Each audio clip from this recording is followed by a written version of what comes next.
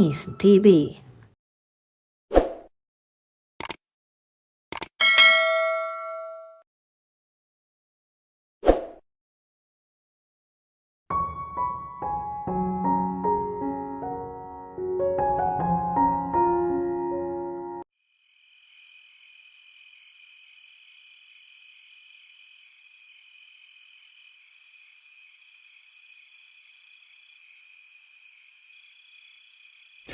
Mula sa ibaba ay tumingala si Dominic sa itaas. "Andrea, malilate na tayo, dalian mo diyan!" Sigaw niya. Bumukas ang pinto sa itaas at lumabas si Andrea. "Andyan na ako!" Pasigaw na sabi nito. "Bakit ba kayo mga babae kay tagal?" Natigil si Dominic sa pagsalita. Ang mga mata niya ay nakasunod ang tingin kay Andrea habang bumababa ito ng hagdanan. Sa pagkakita niya sa dalaga, ay para bang mawawalan siya ng hininga. Hindi niya napigilan ang mapatitig dito ng matagal, lalo na sa suot nito. Napakaganda. Bumagay ito sa katawan ng dalaga. Iniiwas si Dominic ang tingin niya sa babae, lalo na sa napakagandang harap nito. Napaka-sexy ni Andrea.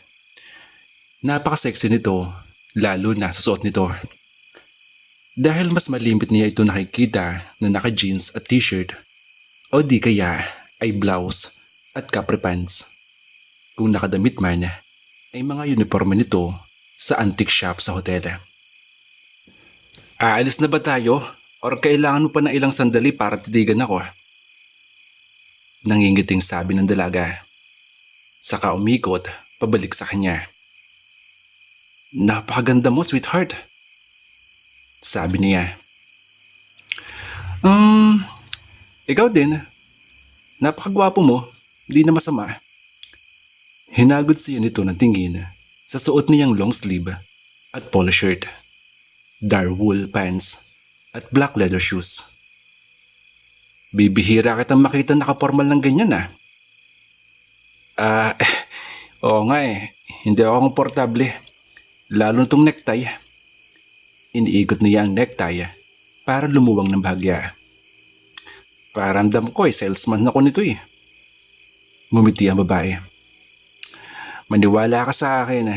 Gwapo ka sa suot mo," sabi nito. "Kung bakit naman kasi nagpagupit ka ng buhok?" Kahit hindi sa tinig ay nahuhulaan ni Dominic ang laman ng isip ni Andrea sa anyo pa lang nito. Gusto nito ang dati niyang buhok. Bagay naman sa kanya, lalong bagay para sa isang batang-batang direktor. Idinagdag pa nito. He was only 29 at bagay raw sa kanya ang shaggy hair na hindi naman kahabaan. "Bakit ka ba nagpagupit?" Naiiritang tanong nito. "Maiba naman."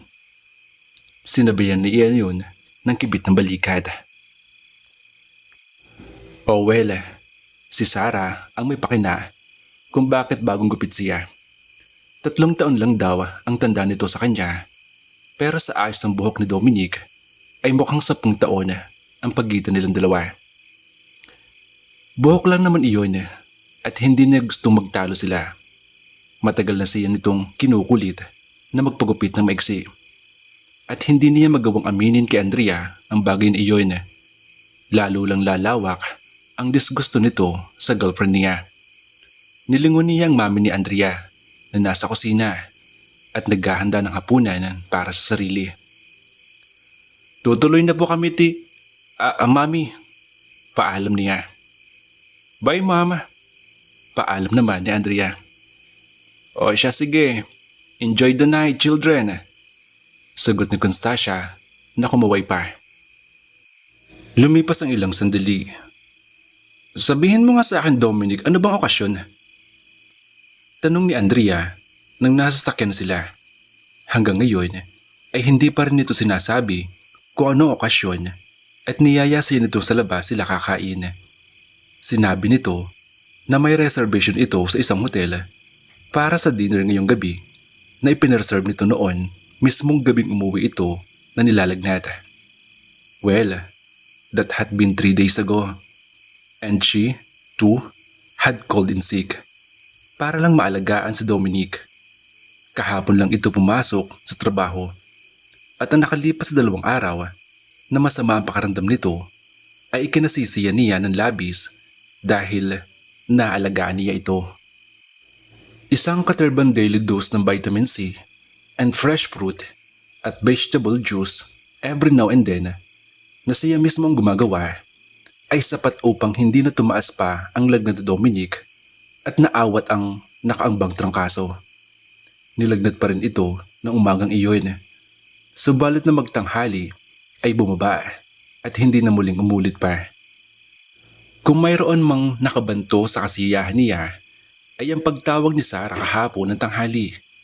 Nang dalhan niya ito ng juice sa kwarto ay nadismaya siya nang marig na ito ang kausap ni Dominic. Isang araw at kalahating pahinga ay nagpilit si Dominic na pumasok kanina umaga. Natitiyak niyang may kinalaman doon ang pagtawag ni Sarah. Pero nagulat siya talaga nang tawagan siya ni Dominic sa trabaho para sabihing maghanda siya dahil sa labas sila kakain. We're something semi-formal, wika pa nito. She was so excited. Hindi pa nangyaring formal na inimbentahan siya ni Dominic na kumain sila sa labas. Karaniwan na kapag magkasama silang kumain sa labas ay dahil iyon ang hinihingi ng pagkakataon. At ngayon ay magsusuot pa siya ng semi-formal dahil sa 5-star hotel sila magdi-dinner. Napilitan siyang dumaan sa apartment niya at hinanap sa closet ang kaisa-isang damit na maaari niyang isuot. Ganun na lang ang relief na naramdaman niya nang matiyak na maisusuot pa rin niya iyon sa kabila ng 3 taon na yata ang nakalipas mula nang bilhin iyon. Hey! Untag niya rito nang manatiling hindi ito kumikibo. Nasa pagmamaneho ang konsentrasyon. Sandaling nilingon siya ni Dominic at ngumiti ito. It's about time na ayusin na natin lahat, sweetheart. May kung anong bagay ang kumubog sa dibdib niya sa sinabi nito. And why on heaven's name, he was smiling at her like that. Hininaan niya ang volume ng stereo dahil ang malakas na bass niyon ay sumasabay sa biglaang pagbilis ng pintig ng kanyang puso. There was something in the way he smiled at her. Ngiting hindi niya kayang bigyan ng kahulugan. Bumuntong hininga siya. Tumuwid siya ng upo at ibinaling ang tingin sa mga makukulay na lamps post sa kahabaan ng Baywalk sa Rojas Boulevard. Nakipag-break ba ito kay Sarah? At niyaya siya mag-dinner sila para sabihin iyon sa kanya? Tanong niya sa isip. Bakit sila magde-date para lang sabihin sa kanyang break na sila ng girlfriend nito? So, kung nakipag-break ito kay Sarah, would that satisfy her? There would always be another woman. May libang matanto ni Dominic na mahal siya nito, hindi bilang kaibigan, kundi bilang isang babae. Babaeng gusto nitong makasama habang buhay.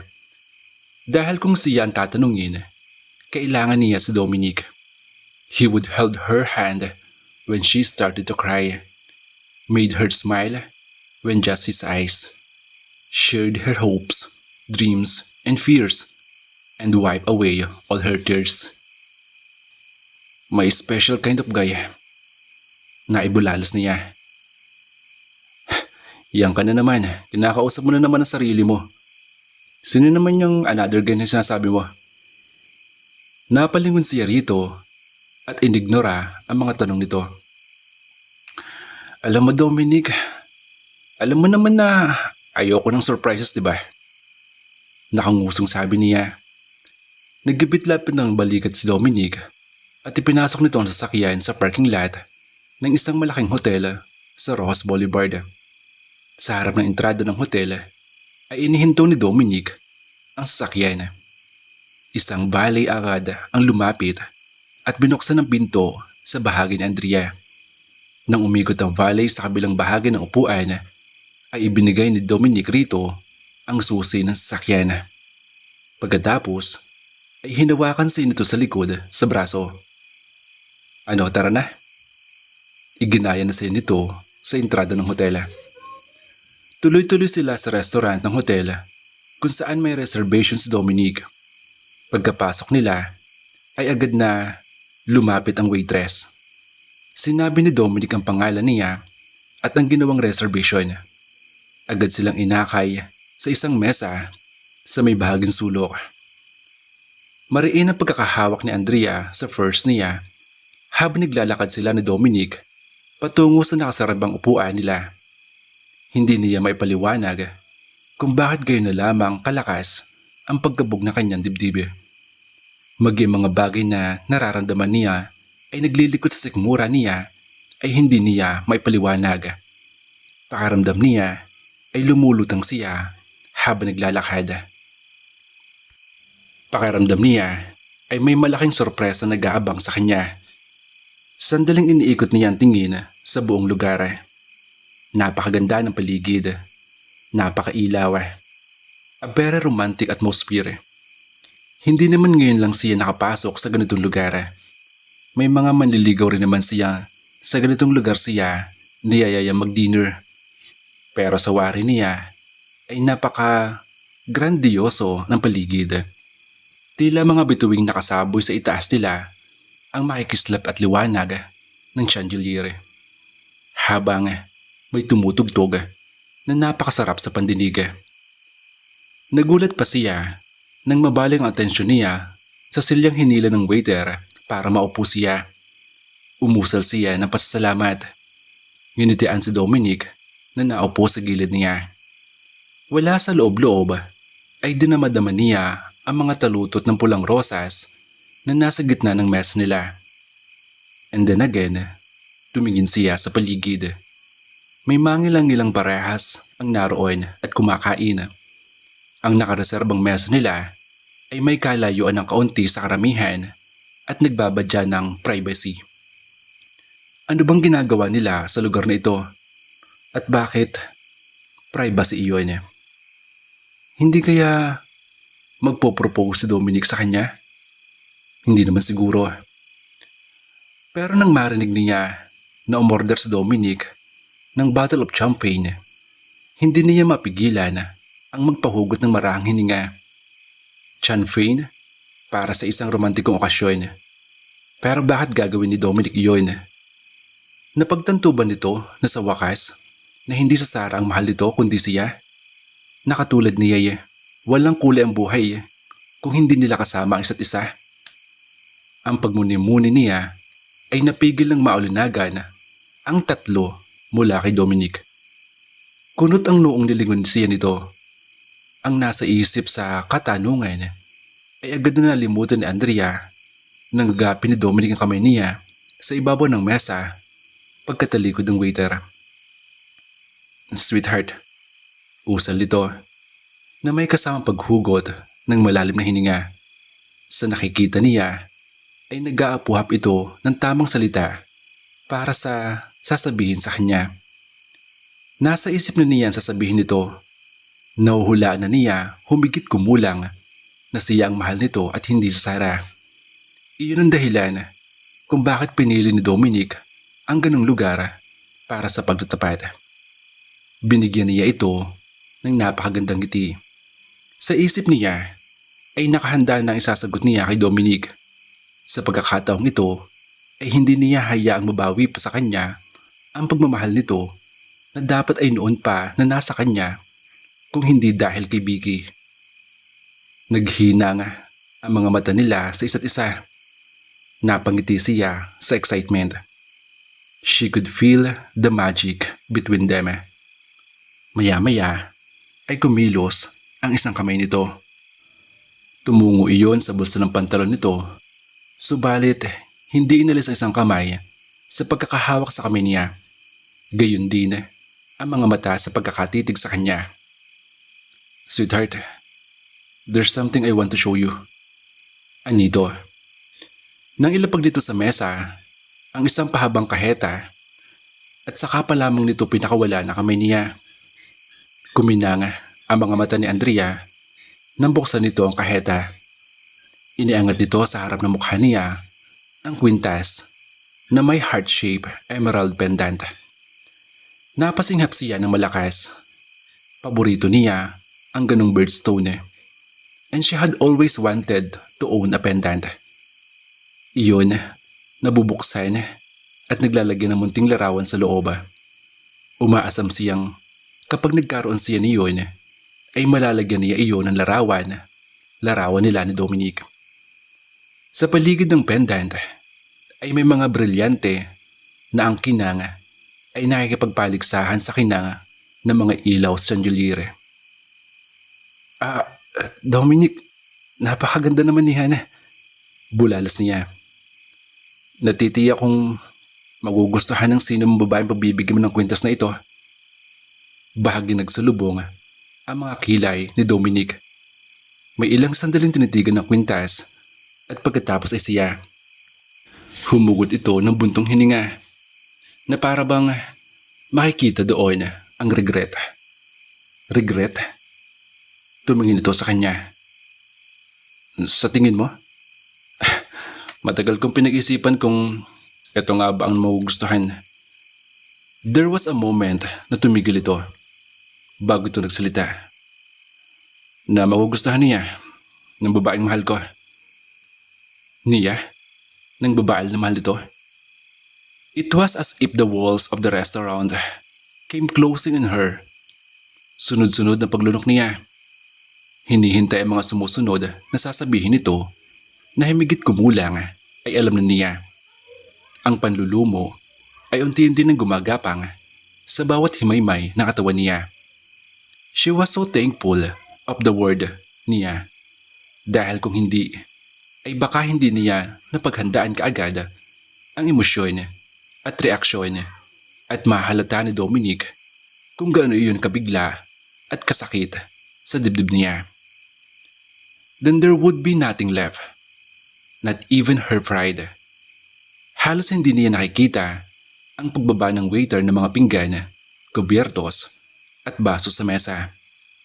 Napakurap siya. I'm sure magugustuhan ni Sarah yan. Napakaganda kaya, Dominic. Kung paano lumabas sa bibig niya iyon ay hindi matiyak ni Andrea. Muli, isang buntong hininga ang pinakawalan ni Dominic. Sa tingin mo ba magugustuhan ito ni Sarah, sweetheart? Napalunok siya. Maganda, Dominic. Imposibleng hindi niya magustuhan iyan. At gusto niyang papurihan ang sarili dahil nasabi niya iyon ng diretso kahit nagsisikip ang lalamunan niya sa matinding hinanakit at sama ng loob. Alam kong magaling ka tumingin ng jewelry, Andrea. Kung nagustuhan mo, ay natitiyak kong magugustuhan ito ni Sarah. Pakaramdam niya ay namatay ang anumang ingay sa paligid. Tila nabingi siya ng mga sandaling iyon. Nagsasalita pa si Dominic, ngunit wala siyang naririnig. Gayon na lang pag-asam niyang bumagsak sa kanya ang chandelier sa itaas niya. Pagkatapos ay bumuka ang lupa sa mismong kinalalagyan niya at lamunin siya. Ibinalik ni Dominic ang necklace sa kaheta at ipinasok pabalik sa bulsa ng pantalon. Oh, by the way, darating nga pala si Sarah. Kasabay natin ngayon. I have plans of proposing to her tonight. Kagabi sana pero may biglang appointment si Sarah. Mabuti na rin lang dahil pagod ako at umulan pa. Kakagaling ko lang sa sakit at ayoko namang mabinat. Hindi agad nakapagsalita si Andrea na para bang may ibinato kung anumang tubig na malamig ang bumuho sa kanya. Tumingin siya sa lalaki. Kung ganun, anong ginagawa ko dito, Dominic? Sinikap niya maging casual ang paraan ng pagkakasabi niya diyon. May ilang sandaling pinalipas sa Dominic bago ito sumagot. I want you to celebrate this day with us, Andrea. You are my friend. At dapat lamang na gusto ko makasaya ka sa araw na ito. Hindi ko maintindihan, Dominic. You're going to propose to Sarah tonight pero bakit kailangan narito ako? Naalala niya na narinig niya ang salitang tatlo kay Dominic. Kaya nang bumalik ang waiter ay para sa tatlong tao ang nakalatag sa mesa. Ngumiti ito.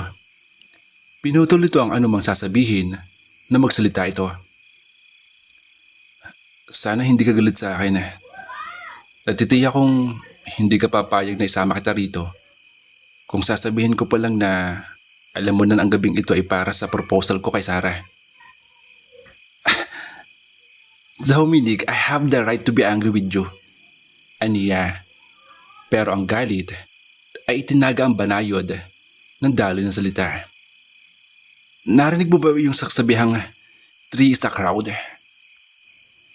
Pinag-usapan na namin ni Sarah na imbitahin kita ngayong gabi. Hindi makapaniwalang napatidig siya rito. Ngayon ay alam na niya kung gaano kalaki ang disgusto sa kanya ni Sarah. Natitiyak din niya na ngayon ay alam nito ang lihim ni nadamin kay Dominic. Sarah was doing this on a purpose. The invitation was to make her jealous, to brag, to let Andrea know that Dominic would never be hers. Na anumang gawin niya sa pagkuha sa atensyon nito ay hindi siya ang mahal ni Dominic, kundi ito. Inabot nitong muli ang kamay niya at ikinulong iyon sa mga kamay nito. I want you to be happy for me, Andrea. And as for all, ay gusto kong magkaayos na rin kayong dalawa ni Sarah. This is the right time. Ikaw na rin nagsabi sa akin na magiging masaya ka para sa akin. Alam ni Sarah na mahalaga ka sa akin.